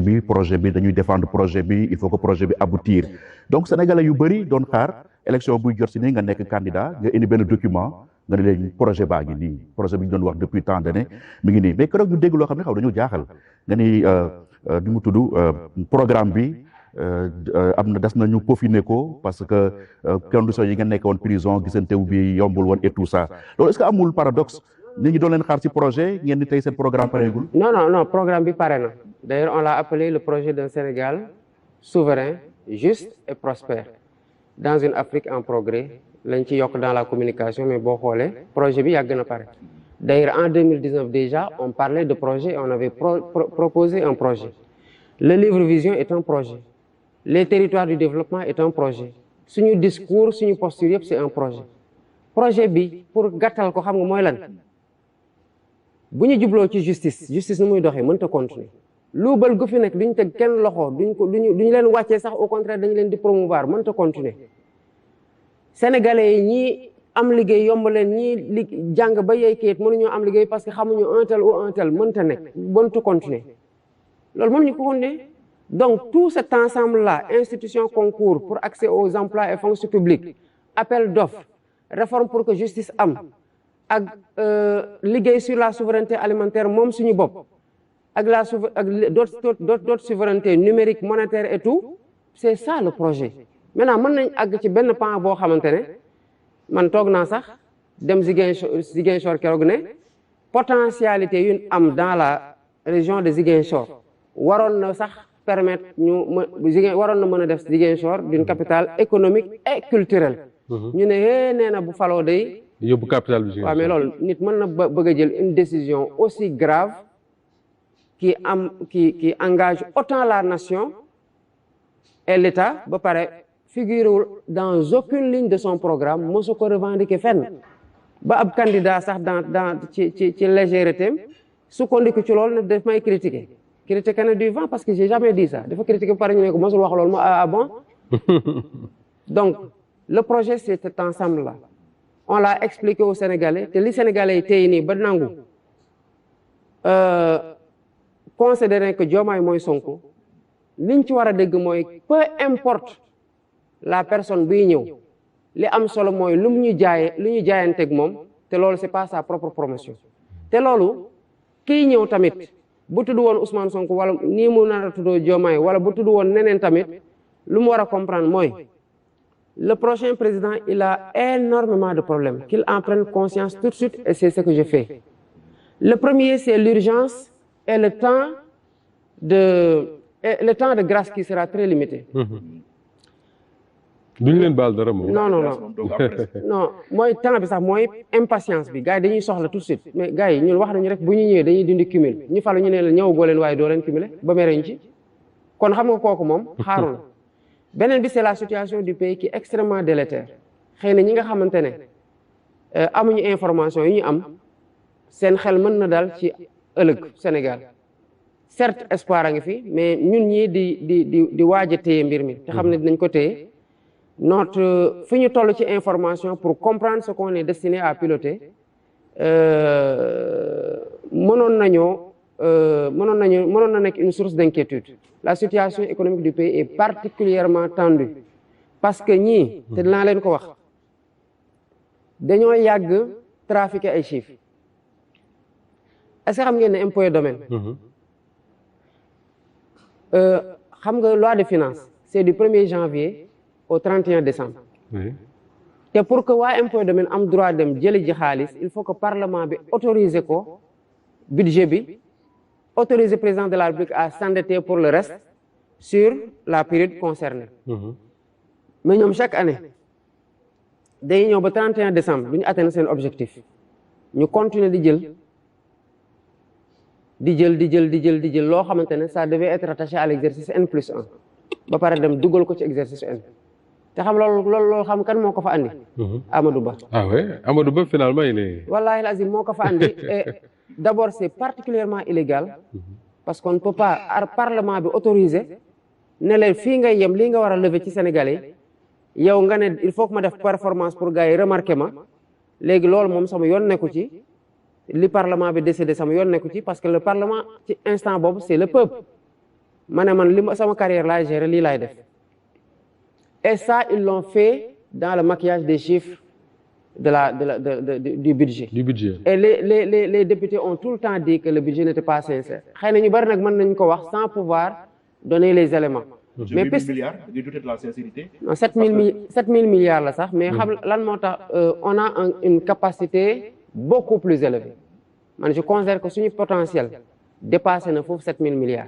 mais ñoom levier bu ñu teg ak pratique yu ñu teg ne leur permet pas d'avoir un budget comme ça. parce que liggéey tamit boo ne lii laa bëgg a liggéey. boo bëggee liggéey table bi ñëw tee loxo neen yor matt yoo xamante ne defaguñ ci dara gars yi dañuy def mais. mën nga mais 7 000 milliards est-ce que c'est pas la preuve que nous sommes dans un pays où les finances publiques sont assainies? Non, au contraire ça c'est des projections mais boo waroon am 10 000 milliards am 7 000 milliards qui est sous-performant c'est ça la vérité il faut qu'on dise la vérité aux Sénégalais suñu responsabilité en tant que futur président inchallah c'est ñetti mbir la li ma yaakaar mooy moo war a nekk suñu boussole la première mooy comment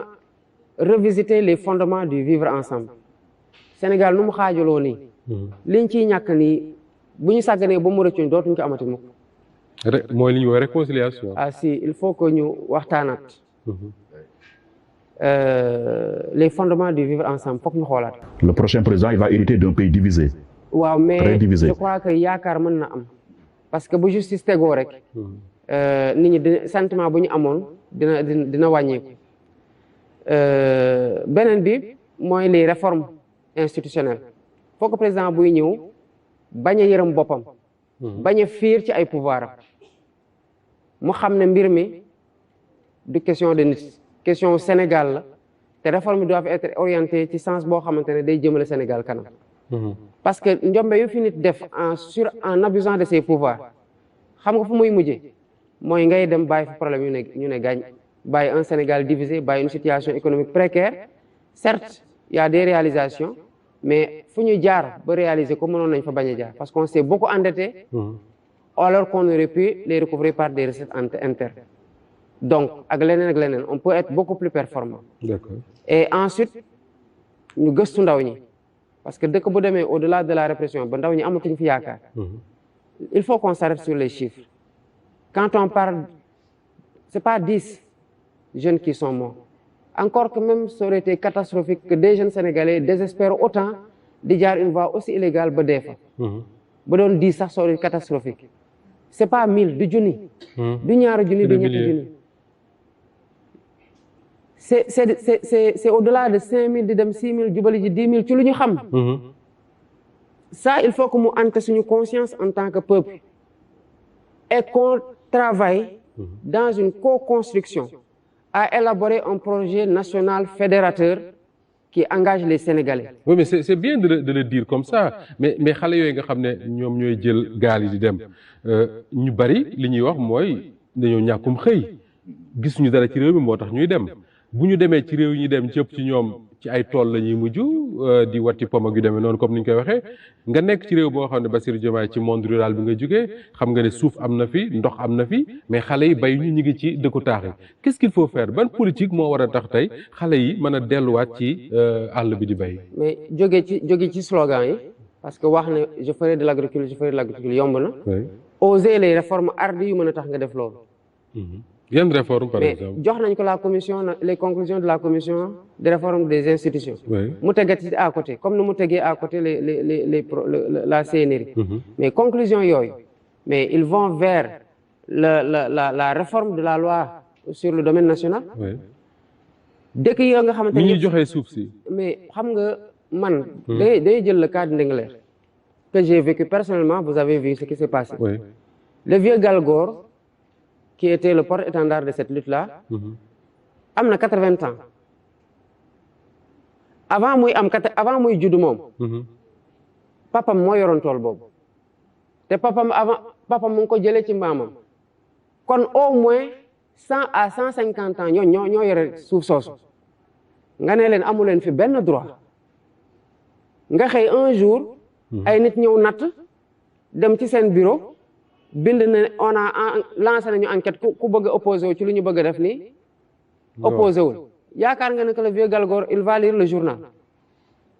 loolu bu ko rombee ñu ne amoon nga 8 jours pour wax. ñu xëy ne ko suuf si moomatoo ko jox nañ ko nit. kooku noonu am sañ-sañu nag jël même suuf si ñu xañ a jox béykat. mën a jël sañ-sañu jël suuf soos dem ci banque ne leen am naa 225 hectares. bu ngeen évaluer le mètre carré à 1000 francs ça fait tant de milliards. dama bëgg jox leen suuf si en garantie. ngeen financé ma. mais bu ñu ko financé qu'est-ce qu'il fait day gas forage def ay système d'irrigation bu ko neexee sax ñu piloté ko par à distance jël ay béykat la force ouvrière di leen béyloo c'est ce que les Espagnols font. bi ma doon def sama campagne électorale locale yi maa ngi ko doon wax suñu jigéenu dëkk bi. Il y a des Espagnols dans cette zone. Exactement. Oui, le plan REVA. Exactement. Ils ont pris des Espagnols jox leen suuf. alors que bu ñu ko joxoon les ingénieurs sénégalais constitué leen ils auraient pu faire ça.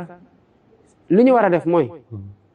nañu jël suuf si nangu ci jox sañ-sañ béykat yi.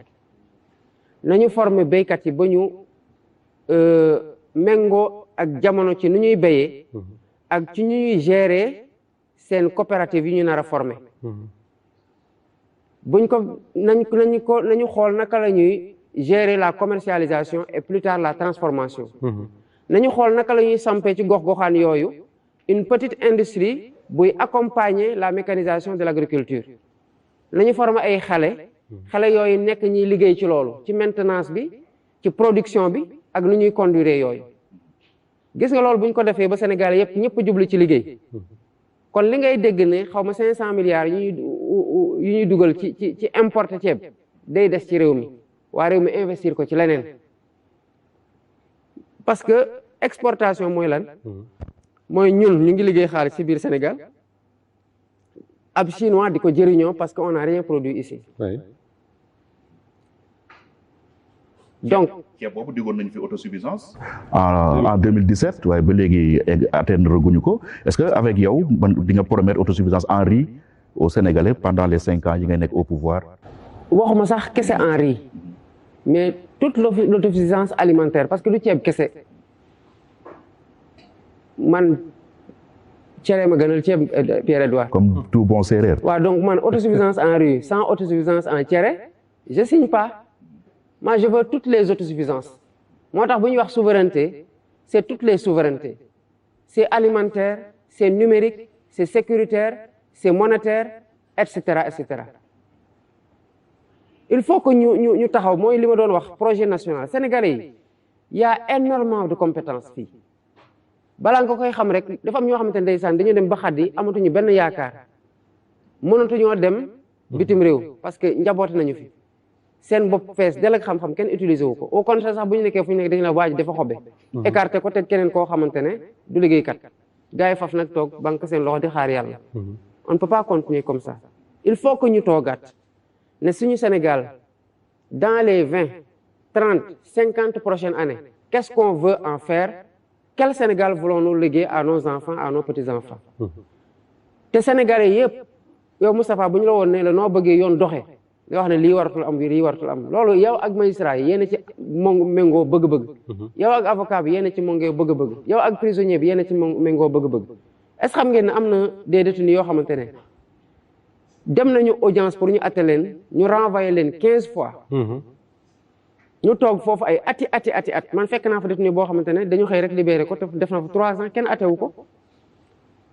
donc ñun on a le droit d'écouter ça parce que ñooñu noonu c'est pas parce que ils n'ont pas pris la carte d'un parti politique ñun ñoo leen gën a bëgg Sénégal c'est pas parce qu'ils n'ont pas pris la carte d'un parti politique qu'ils ne veulent pas ou qu'ils ne peuvent pas servir ce pays-là et c'est la masse critique des citoyens conscients des enjeux dont nous parlons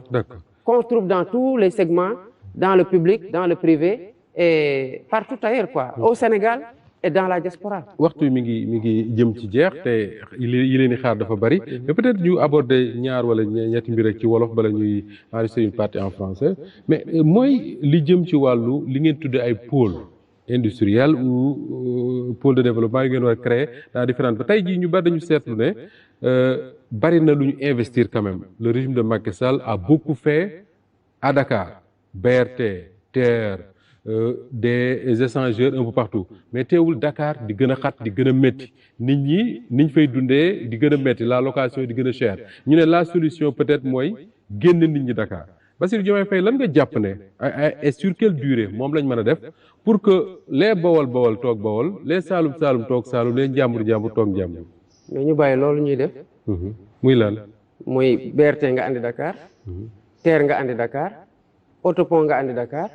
stade nga andi Dakar mais et pendant ce temps-là ñi nekk Saloum loo fa yóbbuwoo fa TER da nga may ne soxla wuñ ko ak ñu ko soxla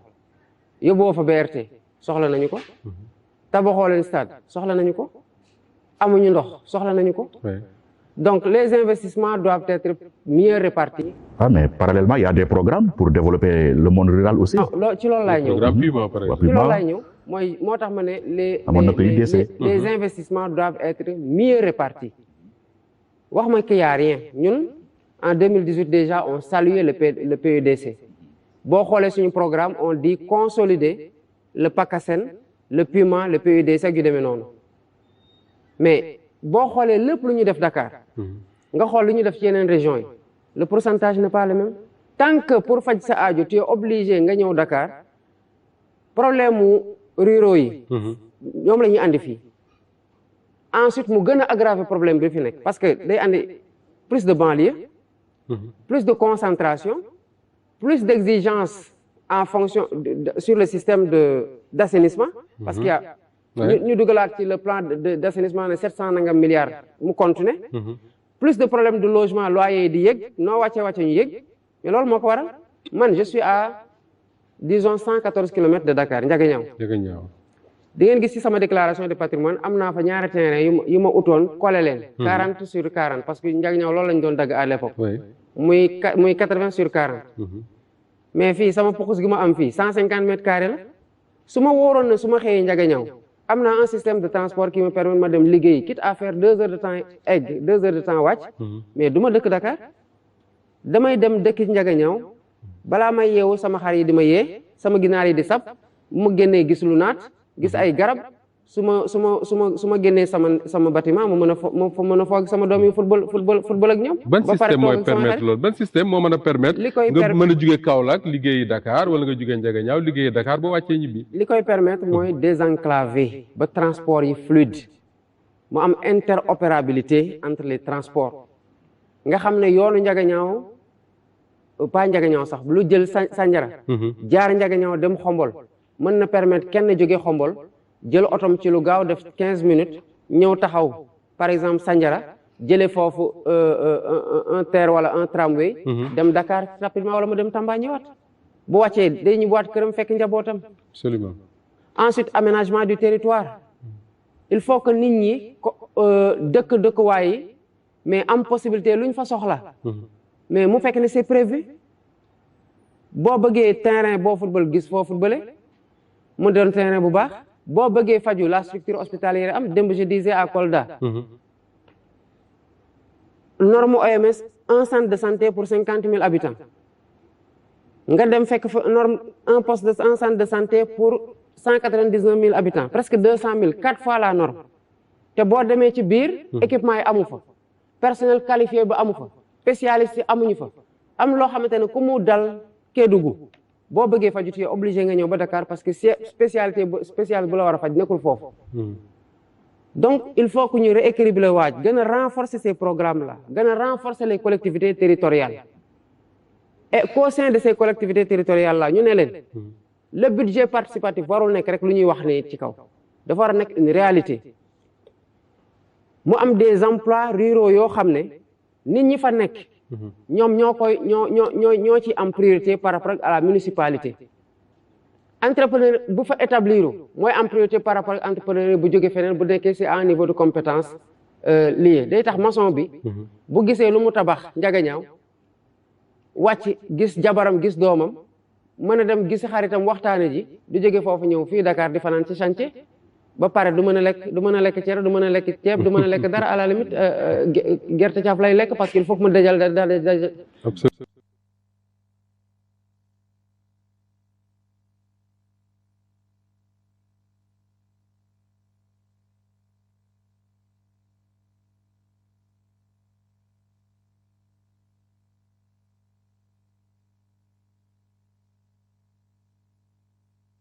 non man je crois que dès la première année am na des réformes yoo xamante ne engagé wul ay moyens par exemple dindi conseil constitutionnel teg cour constitutionnel gën a renforcer ay prérogatives am par rapport ak ce que le conseil a boo xam nga yàgg nañoo jooy le conseil s'est déclaré incompétent parce que dans beaucoup de cas il était incompétent boo jëlee une cour constitutionnelle fu mu doon incompétent wee nga compétent waloo ko foofu mais dans l'année bu contentieux amee la cour ne va pas dire qu'elle est incompétente tu as réglé un problème donc les réformes institutionnelles mënul xaar c'est une urgence te ça ne nous coûte pas heureusement muy benn l'appel d'offre ci yenn postes yi mënul xaar te loolu soxlawul dara dafa am un phénomène bu garaaw a garaaw bu commencé am dans la fonction publique mooy ay nit yuy dem di dugal seen doom di dugal seen doom dans la fonction. Ah si. maanaam ku dem ba war a dem retraite sa doom remplacé. waaw dans la fonction publique. waaw man je n'ai rien contre doom yooyu au contraire sax yéene naa leen lu raw loolu. mais dama ko xoolee sama bopp. man bu ma doon xaar sama papa jógee fonction publique ma dugg ci du ma fa dugg. parce qu'il n'était pas dans la fonction publique. mais li ma yaakaaroon mooy sama jom xel bi ma yàlla may ak ma nangoo fas jom boobu. ak yàlla wërsëgal ma dara mais il faut que Sénégal yi mën a compter ki nekk Fongolimbi bi puisque moom lañ gën a kii ak ki nekk Agnam ak ki nekk Dakar que seen papa xam lan mooy impôt wala xamu ko wala mënul sax wax tur bi wala mu nekk xam trésor wala mu xam administration bu mu mën di nekk wala DG bi wala DG bële wala solo ko xam na politicien xamul politicien que ñu mën a am les mêmes chances d'accès aux emplois et fonctions publiques loolu soxlawul laajul xaalis ces réformes là mënuñu ci bañ a dem. immédiatement nga koy def. non mënta ñàkk.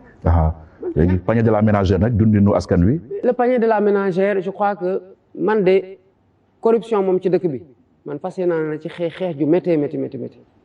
parce que insécurité bi gën a métti du ñu ceinture de feu kii ñu de. war ñu de nos forces de défense et de sécurité sont exceptionnelles et quoi qu'on dise elles sont montées en puissance. Elles doivent continuer à monter en puissance, notamment la gendarmerie, l'armée et la police, parce qu'on a beaucoup fait monter en puissance la gendarmerie. Il faut qu'on fasse pareil aussi pour ñeneen ñi nga nekk aux frontières et nekk dans des segments de la prise en charge de la sécurité. Cette montée en puissance là, on doit l'avoir partout. Donc, en tout cas, je considère que l'essentiel des réformes, bu doon def na BRT def na TER rek doy na kon je crois que Sénégalais n'en seraient pas arrivés à là où ils en sont arrivés avec Macky Sall. kon am na lu ñu doon xaar lu dul stade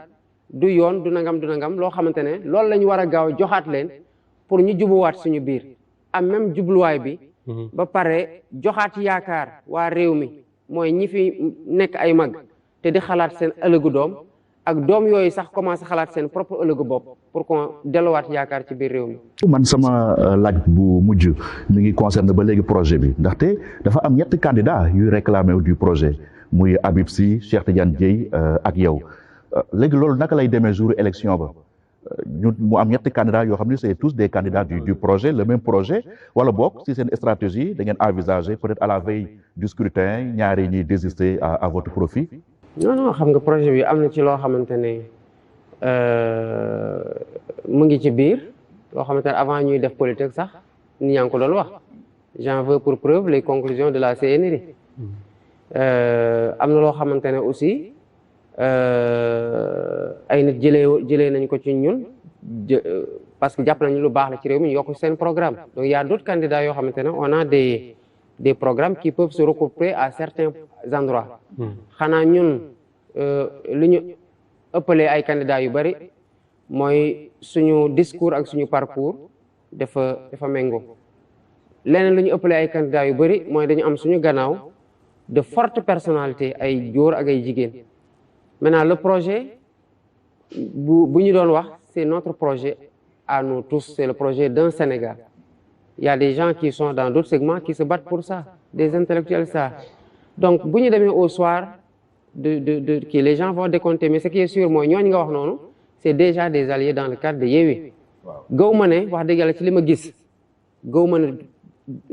Je suis convaincu que dès le premier tour, on va régler la chose. Nous ne parlons pas de ça parce que mais vous dites cette voix, il y a des candidats du projet. Non, on sait très bien ce qu'on fait. Et même dans la perspective d'un deuxième tour, ce n'est pas parce qu'il n'était pas dans le projet. Hein.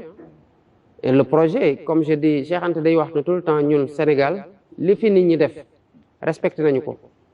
Parce que seen succès ak seen échec moo def ñun lu ñu doon tey. Dañu war a consolider les succès ba pare échec yi ñu tiré des enseignements pour les éviter dans le futur. Et je crois que tout ce beau monde-là, quoi qu'il en soit, se retrouvera autour de quelque chose d'encore plus grand pour que le Sénégal soit enfin beaucoup plus grand qu'il ne l'est et qu'il continue à l'être à l'Afrique et dans l'Afrique et dans le monde. Bassirou Diomaye Faye, le candidat du monde rural, de la jeunesse, de la paix, ban nga ciy définir sa bopp? Je suis le candidat de toutes les couches sociales. De toutes les couches sociales. Je suis le candidat de toutes les couches sociales. De toutes les couches socio-professionnelles. Bokoy lim du jeex. Bokoy lim du jeex. Demb, je parlais des artisans à Diaroumé. Et je crois que ñëpp dégg nañu li ñu fa wax. Et je crois que aussi que ñi ngeen lim ñëpp comme mu nekk monde rural bi comme le monde urbain. Parce que dans les dans les grandes villes il y a de grands défis. sànq ñu ngi doon wax Dakar rek ñu ngi continuer di ko étouffer di gën a concentrer ba Dakar ci boppam am problème. Dakar ne respire plus, Dakar est pollué, Dakar a des défis environnementaux énormes, Dakar a des défis démographiques énormes et des défis sécuritaires en fin de compte.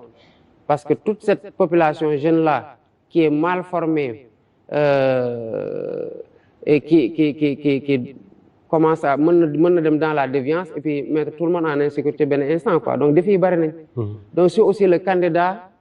du monde urbain, des grandes villes, du monde rural, des journalistes. Je suis le candidat de tout le monde. Je suis le candidat de toutes les couches socio-professionnelles parce que je suis le candidat de la rupture que tous les Sénégalais, quel que soit leur bord socio-professionnel, appellent de tout leur vœu. léegi Bassirou Diomaye Faye ñu bàyyi la nga tàggoo. waaw di leen sant di leen sant bu baax a baax. Walfadjri bi ma nekkee kaso ñu coupé seen signal dama wéetoon parce que seen télé laa doon seetaan et je me faisais beaucoup de soucis ci ay pères et mères de famille yoo xamante ne 2 jours au lendemain xëy na ñu ne leen que votre emploi est automatiquement compromis sans perspective claire. Ensuite c'était une. ñu Walf boo ñëwee au pouvoir rek ñu nekk sa noonu. waaw yow amul risque ak yow. non je pense que man yàlla nag dimbali na ma ba les désaccords je les accepte xam lan laay moytu mooy ñu bañ a déggoo ci kaw waxtaanuñu mais que ñu waxtaan yow nga am gis-gis gu waroog sama gis-gis c'est quelque chose que j'accepte. J'ai pas de problème avec ça. Les gens tant que lu ñuy def am nañu droit def ko ça ne me dérange pas man li ma bëggul kay mooy jalgati moom wax dëgg yàlla man j'ai un problème avec ça. Ki nekk ci profession quel qu'il soit na doxal lu mu war a doxal